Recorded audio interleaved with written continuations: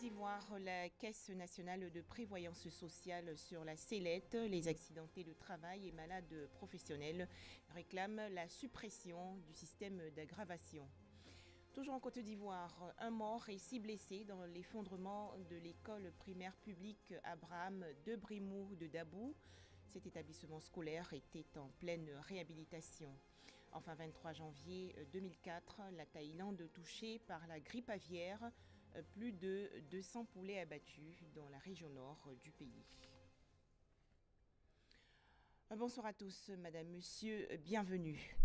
Pour commencer, ce drame survenu hier à Dabou, dans la région sud du pays, l'école primaire publique Abraham de Brimou, en pleine rénovation, s'est effondrée sur les élèves.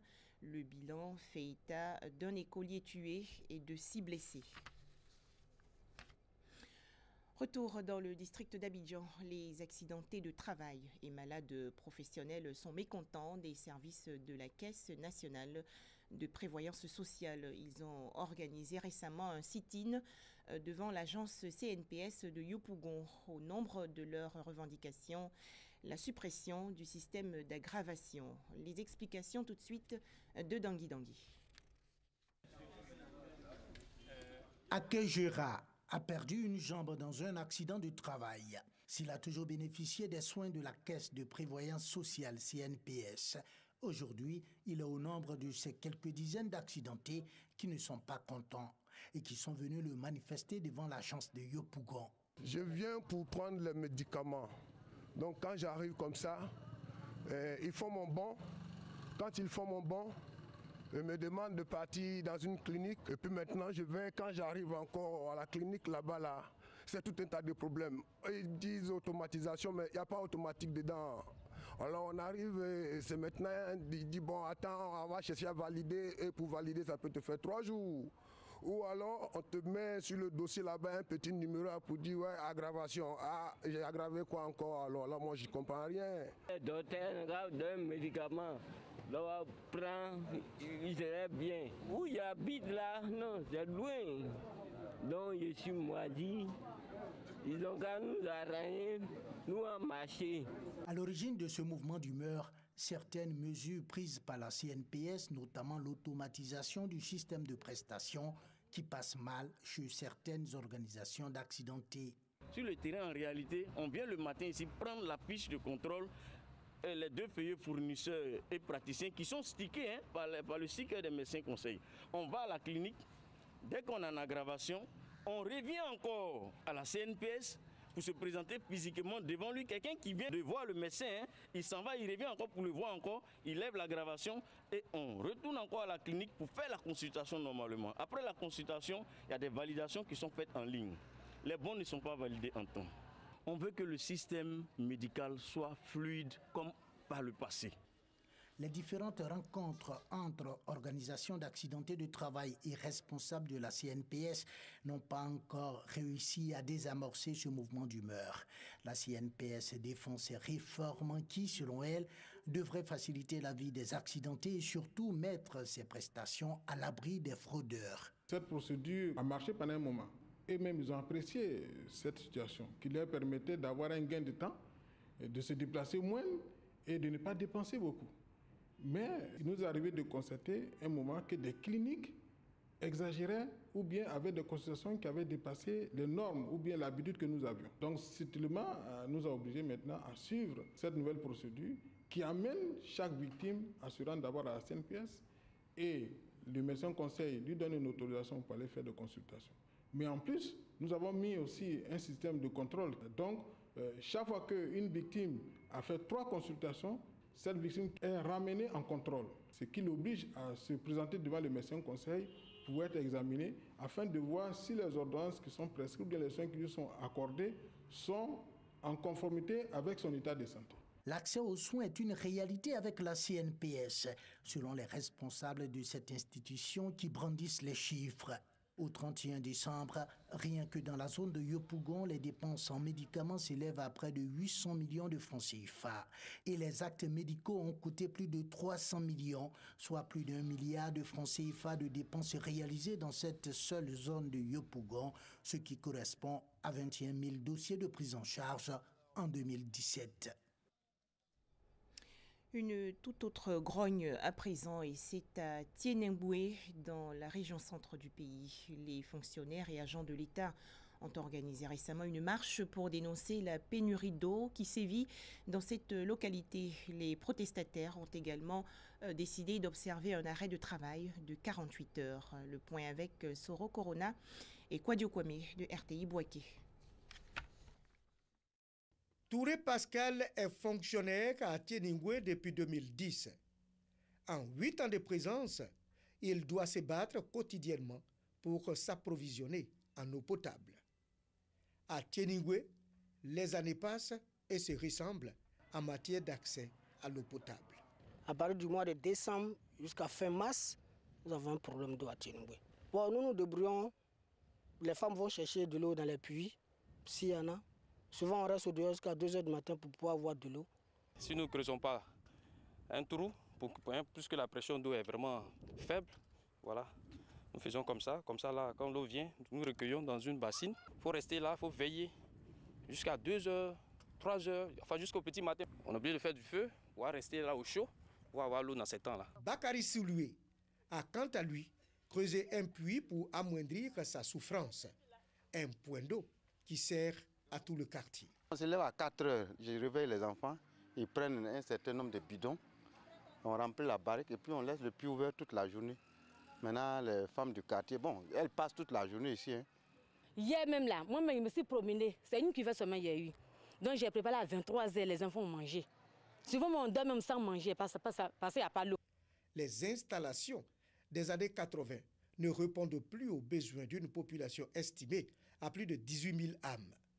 Les travaux entamés en 2015 par le programme présidentiel d'urgence PPU pour régler cette difficulté sont en veilleuse.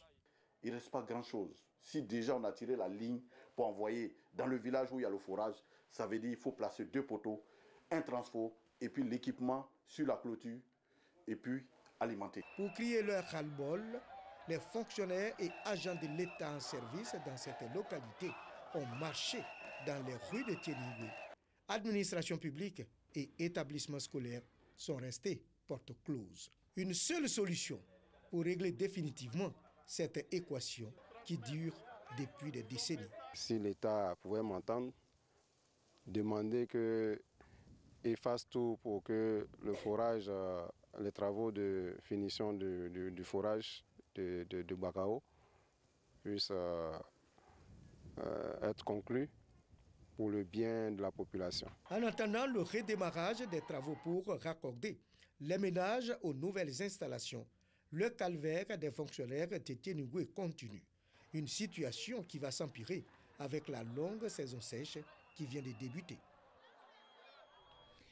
Hors de chez nous, la République de Chypre se prépare à l'élection présidentielle. Le scrutin va se tenir le 28 janvier prochain. Et à l'approche du vote, les communautés chypriotes grecques et turques mettent tout en œuvre pour réussir leur cohabitation. Circulation aérienne et ferroviaire paralysée, plusieurs blessés et des milliers de voyageurs bloqués. Cette scène tragique se déroule à Tokyo, la capitale du Japon, où une éruption volcanique a provoqué une avalanche. L'agence japonaise de météorologie a enregistré 23 cm de neige. Grosse inquiétude chez les populations de Kassour au Pakistan. Cette ville, déjà traumatisée par un vaste scandale de pédophilie en 2015, est à présent confrontée à un tueur en série d'enfants.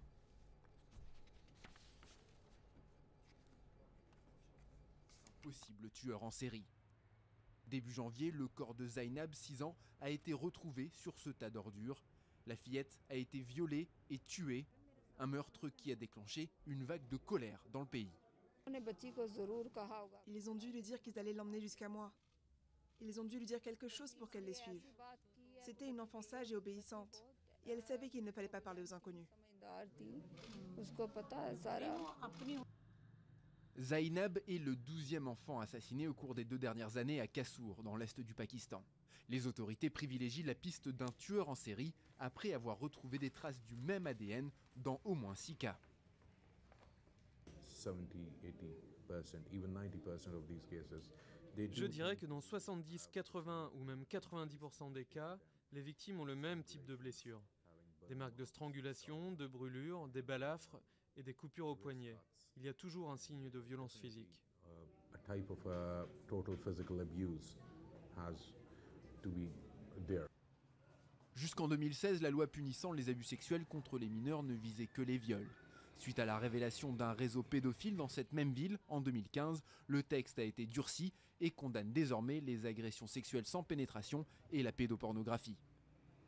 Mais pour les habitants de Kassour, cela ne suffit pas. On enferme nos enfants chez nous et on leur dit d'étudier ici. On dépose et on va chercher nos enfants à l'école nous-mêmes. Est-ce qu'il faut choisir entre gagner notre vie et les surveiller? Le meurtre de Zainab a provoqué un débat national sur la protection des plus vulnérables au Pakistan. Mais les solutions se font attendre pour les habitants de Kassour et pour leurs enfants, alors que l'enquête sur les meurtres n'a pour l'instant mené à aucune inculpation. L'ambassade américaine à Jérusalem en Israël va ouvrir avant fin 2019. C'est ce qu'annonce le vice-président américain. Mike Pence effectue actuellement une visite dans ce pays. En images, Minnie honorée à Hollywood, aux États-Unis. Le personnage de fiction et petit ami de Mickey Mouse a désormais son étoile sur le Walk of Fame, l'allée des célébrités. À noter que cette récompense veut célébrer le 90e anniversaire de la première apparition de Minnie dans un dessin animé. Enfin, 23 janvier 2004, la Thaïlande vit un cauchemar. Un foyer de grippe aviaire fait des ravages dans la province de Sukhothai, dans le nord du pays. Des cas humains ont été également signalés. Environ 270 poulets sont abattus. Les détails avec Zélie Kayoura et Thomas Guessambi. C'était un 23 janvier 2004, après plusieurs jours de démentis véhéments, Bangkok reconnaît être frappé par la grippe aviaire qui affectait toute l'Asie. La maladie a infecté au moins 3 personnes dans le pays. L'une d'entre elles, un homme de 56 ans, est décédé de problèmes circulatoires et de pneumonie sévère dans une province à l'est de Bangkok. Depuis plusieurs semaines, les autorités thaïlandaises niaient la présence de la maladie sur le territoire. L'Union européenne interdit l'importation de volailles de Thaïlande. Différents pays ferment leurs portes aux poulets thaïlandais. Le Bangladesh et la Chine annoncent la suspension des importations de poulets en provenance de la Thaïlande, premier exportateur de poulets d'Asie. Le Japon et l'Union européenne, principaux débouchés des poulets thaïlandais, ont également fermé leurs frontières. Les excréments de poulets mis en cause. La grippe aviaire est causée par un virus transmis essentiellement par les fientes de volailles contaminées et non par leur viande. Les déjections de volailles contaminées contiennent le virus H5N1 qui, une fois expulsé, circule dans l'air poussé par le vent. Les éleveurs peuvent contracter le virus en inhalant. Les animaux qui sont entassés dans les cages les uns sur les autres se transmettent très rapidement la maladie par contact direct avec les excréments. Selon l'Organisation mondiale de la santé, il est en revanche pratiquement impossible d'être contaminé en mangeant de la viande de poulet cuite car la cuisson tue le virus.